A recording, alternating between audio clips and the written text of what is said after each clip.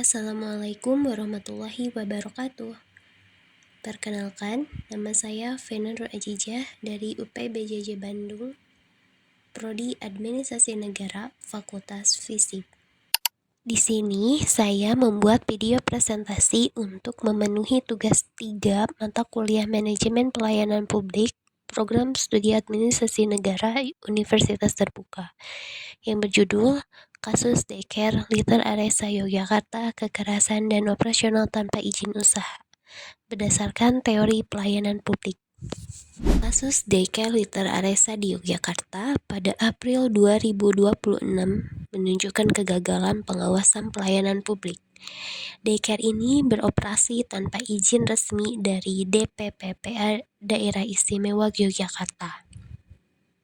Ditemukan video kekerasan terhadap anak dan rasio pengasuh sangat tidak memadai, 1 pengasuh untuk 10 bayi. Dampaknya sangat serius. Anak-anak mengalami trauma fisik dan psikologis. Orang tua kehilangan kepercayaan dan yang mengkhawatirkan, KPAI mencatat ada 15 insiden serupa di Indonesia periode 2023 sampai 2024. Ini menunjukkan masalah sistemik dan perlu solusi komprehensif. Berdasarkan analisis masalah, saya menawarkan solusi inovatif yang saling terkait. Pertama, digitalisasi perizinan dan pengawasan menggunakan aplikasi. Aplikasi ini bisa mendeteksi dini pelanggaran, misalnya daycare yang belum punya izin atau laporan kekerasan. Kedua, sistem whistleblowing ini penting karena dalam kasus Liter Aresa, mantan pegawai yang melapor takut. Dengan sistem anonim, pelaporan jadi lebih aman. Ketiga, pelatihan dan sertifikasi pengasuh secara berkala, baik online maupun offline. Ini memastikan pengasuh punya kompetensi yang terstandar. Keempat, kolaborasi multi-stakeholder pemerintah, LSM, komunitas, dan swasta untuk pengawasan bersama. Pengawasan tidak bisa hanya dari pemerintah. Solusi-solusi ini berbasis teori pelayanan publik yang kuat. Undang-Undang Nomor 25 Tahun 2009 menekankan prinsip keterbukaan, tanggung jawab, dan standar layanan. Digitalisasi dan sertifikasi yang saya tawarkan untuk mewujudkan prinsip ini. Permensos Nomor 4 Tahun 2017 mewajibkan izin operasional dan pengawasan berkala. Ini yang dilanggar Liter Aresa.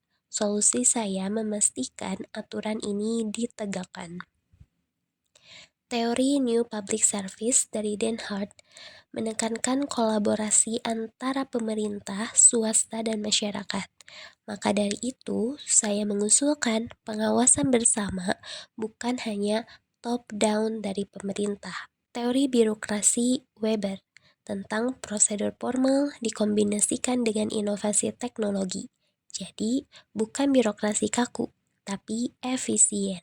Reinventing Government dari Osborne menekankan transparansi dan responsivitas.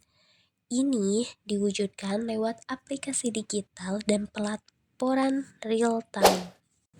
Implementasi solusi ini melibatkan banyak pihak dengan peran masing-masing.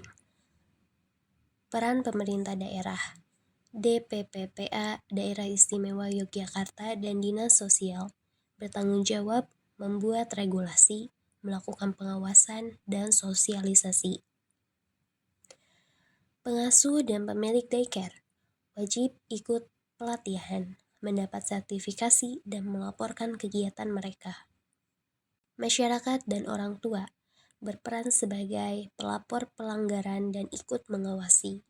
LSM Perlindungan Anak memberikan pendampingan dan advokasi untuk korban. Sektor swasta dan teknologi mengembangkan aplikasi dan platform digital yang dibutuhkan. Semua pihak ini harus bekerja sama, bukan sendiri-sendiri. Langkah-langkah implementasi. Implementasi dilakukan secara bertahap. Tahap pertama, 0-3 bulan. Pengembangan aplikasi digital untuk perizinan dan pelaporan, plus sosialisasi awal ke semua stakeholder. Ini tahap persiapan infrastruktur. Tahap 2, 3-6 bulan. Pelatihan dan sertifikasi pengasuh secara hybrid, online untuk materi teori, tatap muka untuk praktik. Semua pengasuh daycare wajib ikut.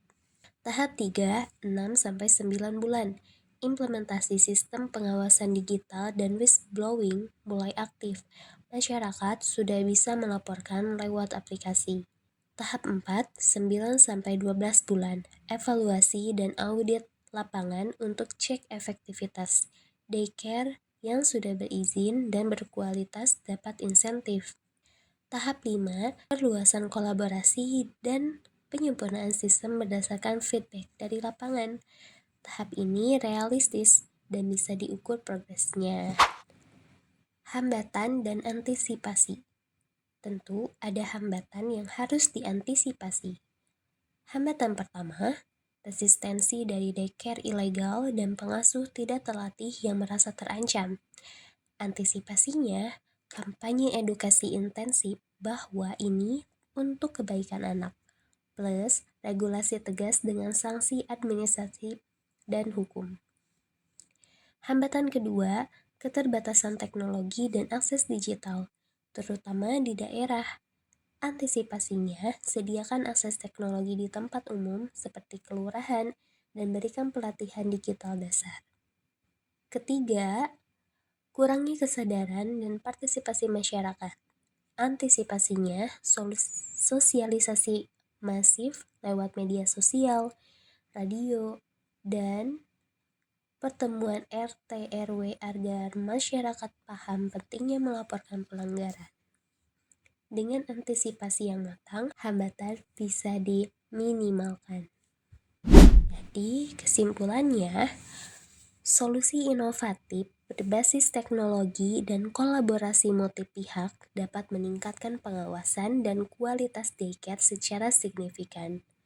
Penggunaan teori pelayanan publik memastikan solusi ini sesuai prinsip keterbukaan, tanggung jawab, dan akuntabilitas. Implementasi strategis dengan antisipasi hambatan yang matang akan membuat solusi ini efektif dan berkelanjutan untuk melindungi anak-anak Indonesia. Terima kasih atas perhatiannya.